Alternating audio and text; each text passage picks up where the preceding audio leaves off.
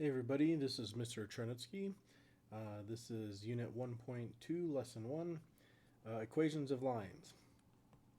Now, you may be wondering, why are we doing equations, and that sounds like algebra. Well, we do a lot of use of lines and parallel lines and perpendicular lines in geometry, and we do get a little bit involved on the coordinate plane, so we do need to go and do a little bit of algebra. Some of this will be review, or maybe review. Some of it may be new. But when we talk about lines, the first and one of the most important concepts of a line is the concept of slope. So we can find slope graphically through the concept of what we call rise over run. So let's go ahead and plot these 2 points. So we'll go ahead and plot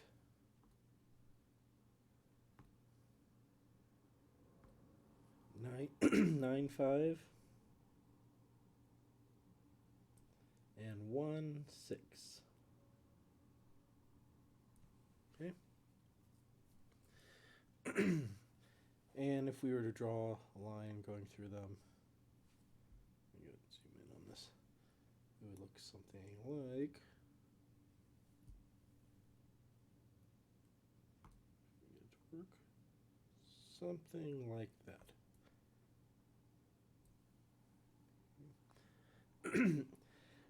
Well, the concept of slope is really tells us how steep or shallow our line is. It kind of tells us how slanted our line is. And the concept, the way we measure it is through what we call rise over run. In other words, how far do we move vertically over how far do we move horizontally. And in this case, we always read a graph going left to right. So our graph is heading down. So we already know it's going to have a negative slope. So it's going down 1 unit. And it is going over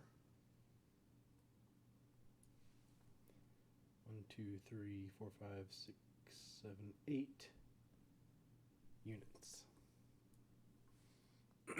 So our slope in this case would be -1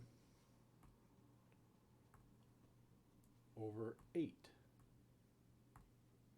or -1/8. And that's how we calculate slope graphically. But we can also, there's also a formula that we can use where we don't even need to graph it. All we need are 2 points, the coordinates of 2 points. So as I said before, slope, which we represent as the letter M, that's slope,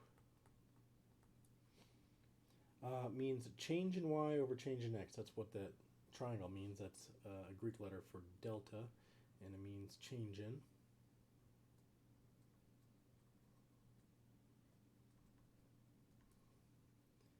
So change in y or change in x. And this formula here does exactly that. So y2 minus y1 is going to tell us what is our change in y. So the way I do this, I plug in my variables. So we can call this y1 and this is y2. It really doesn't matter which point is, which one we call 1 and which one we call 2, as long as we're consistent. We can't mix up, you can't have x2 and y1, in other words. So, but the order ultimately won't matter. So we're going to go ahead and plug that in. So y2 is 6 minus y1, which is 5, over our change in x, which is, this will be our x2, this is our x1, so it's going to be 1 minus 9. And what we get for an answer is, well, 6 minus 5 is 1, and 1 minus 9 is -8. Now it's kind of a standard that we don't leave a negative sign in the denominator We always want to either move it up in front or up in top of at the numerator, or we want to put it in front of the whole fraction. So our slope is actually going to be negative 1/8, which is what we calculated before. Okay? This is telling us we're going down 1 over 8. Okay, so now we have that key idea of calculating slope.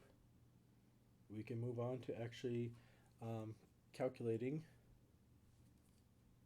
or sorry, finding an equation for a line. Now, you're probably most familiar with the slope-intercept form, which is y equals mx plus b. We'll get to that in a second. There's kind of an in-between formula that's really just as good as y equals mx plus b. It gives us some pretty good information, and sometimes it's actually easier to graph from that, from a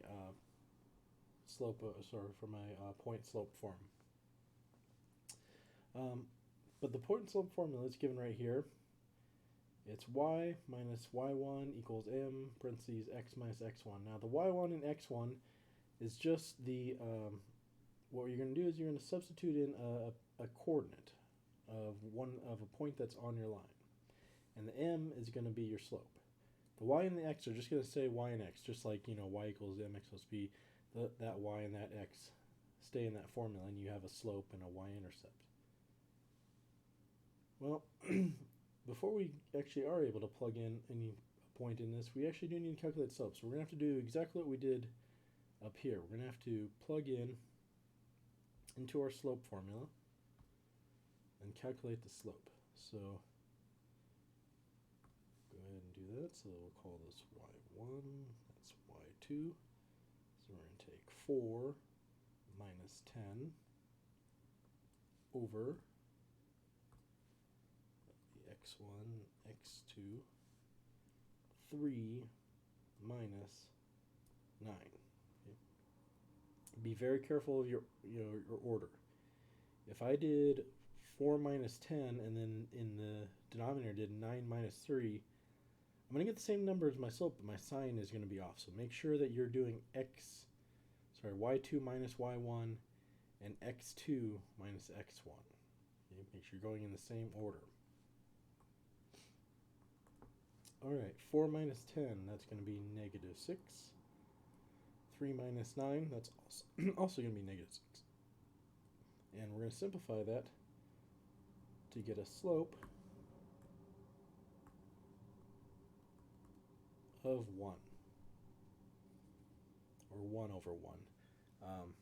We'll just write it as 1. But that really just means a positive up 1 over 1 slope.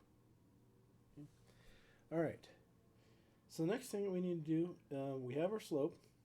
What we need to do next is we need to plug in one of our coordinates. And it doesn't matter which one we plug in. I could plug in this coordinate, or I could plug in the 3, 4. Either way, I'm going to get an equation that's going to graph the same line. It may look a little different depending on which one I use, but ultimately it's the same equation. So let's go ahead and do that. So we're going to do y. I'm going to use the first one, the 9 and the 10. So y minus 10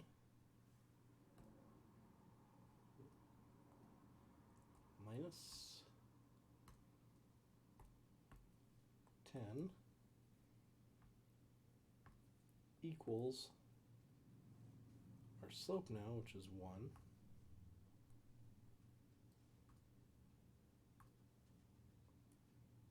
x minus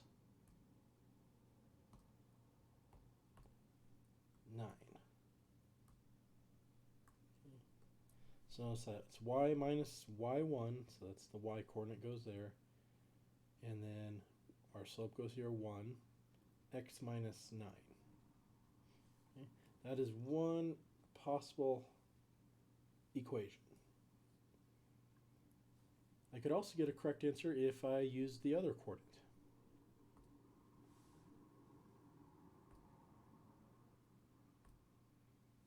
So, for example, if I do y minus 4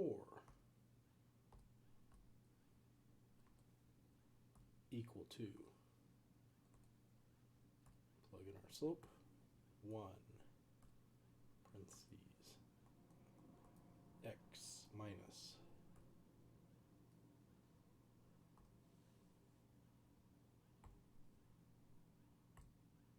3.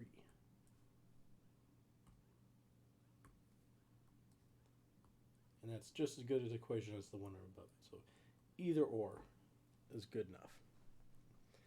In a little bit, this is looking pretty weird to you. If you've never seen point slope before, you're probably like, oh, I like this, y equals mx plus b. You're used to your y-intercept, you're used to your slope being in the usual places. But this is pretty much just as good. I can plot this just as easily, either one of these equations, just as easily as y equals mx plus b, and I'll show you how. If I was just given this equation, the one with the 4 and the 3 in it, just by looking at that, if I didn't have any other information, right off the bat, I know two things. I know that I have a point that is at positive 3 and positive 4. I know it's positive 3 and positive 4 because this is minus here, and it's going to be always opposite sign. So it's always going to be 3 in the x spot and 4 in the y spot. If this is a negative, that means it's going to be positive. Okay. And I also know that my slope is equal to 1 because of that. Well, from there, I could actually just plot that point, 3, 4, and then from there just apply my slope, which is just a rise over run of 1. So up 1 over 1, up 1 over 1, up 1 over 1, up 1 over 1, and so forth. I could even go backwards.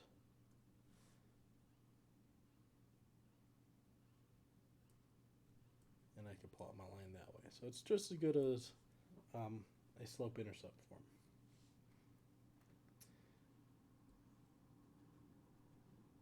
Okay.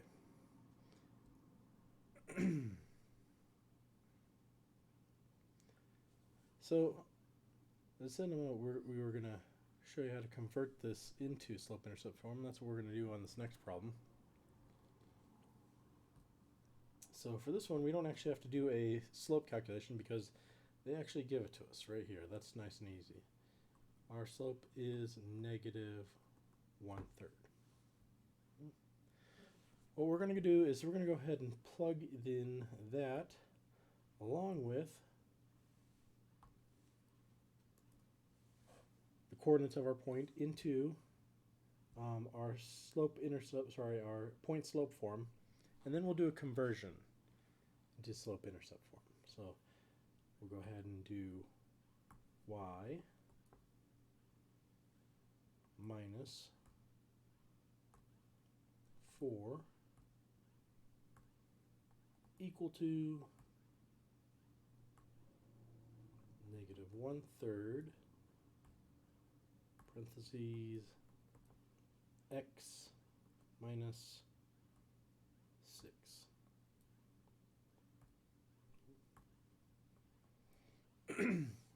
And like I said, it's a perfectly good equation, but sometimes we want slope-intercept form. I mean, this will plot in Desmos just fine, but if you have a graphing calculator, you may want to get it into the y equals mx plus b, so you can actually graph it on a graphing calculator.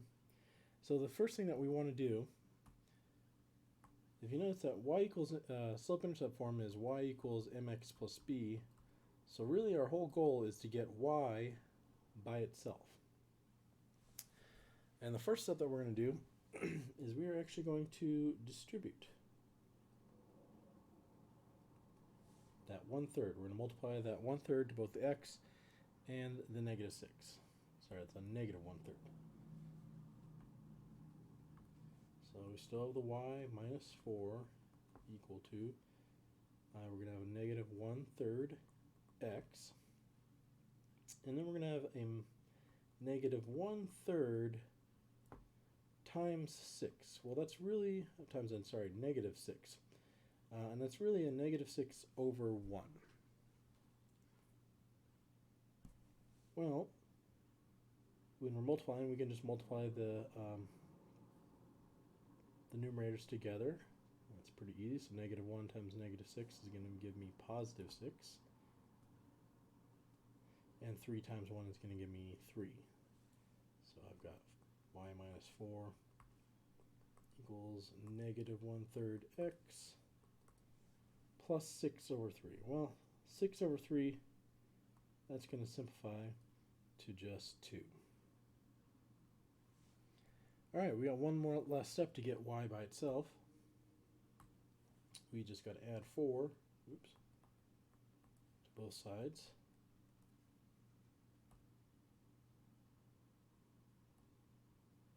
And what we're end up with is y equals negative 1/3 x plus 6. And there's our linear equation that we're pretty used to. We can go ahead and plot that if we want. Y-intercept of 6, so we go to 0, 6, plot our y-intercept. Our slope is negative, and it's a negative 1 over 3, so down 1 over 3, down 1 over 3, down 1 over 3, and there's our, oopsies, there's our line.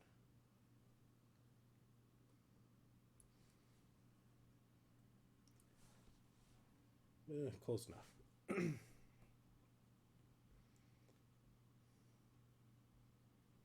Alright, last example here. So now we got 2 points, and again, they just want it in point slope form. I'll go ahead and after this I'll convert it to slope intercept form, just so you can see that's actually the same equation. So first thing we need to do, we need our slope, so let's go ahead and calculate that. So y2's here, y1 there, so we're going to do 1 minus 7 over, that's x2, that's x1, 4 minus 6. Okay. Be careful you don't get them mixed up. 2's go first, so 1 minus 7, 4 minus 6. Okay, so that gives us negative 6 in the numerator and negative 2 in the denominator, which is ultimately going to come out to be equal to positive 3, because a negative divided by negative is positive. So there's our slope.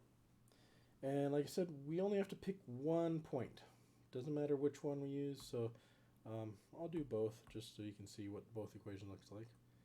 So I'm going to use a 6, 7 there, so for our first one, so that's going to be y minus,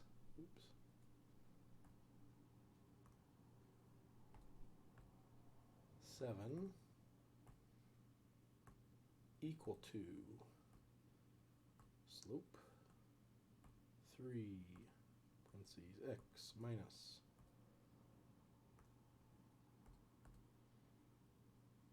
6. And that is one possible answer. Okay. We're asked to do it in point slope form. That's one possible answer. It's one possible correct answer. Let's do it using the other set of coordinates. The 4 and the 1. Well, if we do it that way, it's going to be y minus 1 equal to 3 parentheses x minus 4.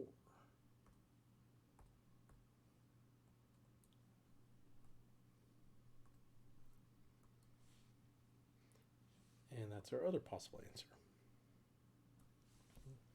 And even though we don't have to convert this to slope-intercept form, I'm going to go ahead and do that just to prove to you that these are in fact the same equation. They're going to plot the same line. So to go ahead and convert that, it's our first step. is to distribute. So we would end up with, on this side, y minus 7 equals 3x minus 18. Add 7 to both sides. And we get y equals 3x minus 11.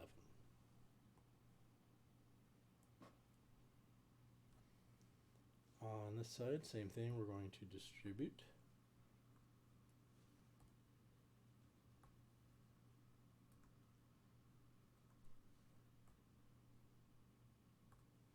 So that would be y minus 1 equal to 3x minus 12. We would add the 1 to both sides of the equation. And once again, we end up with y equal to 3x minus 11. And we could plot that if we want to. That's our y-intercept is just at the bottom of our graph here. So here's negative 9, negative 10. Here's negative 11. And then we have a positive slope of up 3 over 1. So up 3 over 1, up 3 over 1. And so forth. So line looks something like that. And that's it for lesson 1.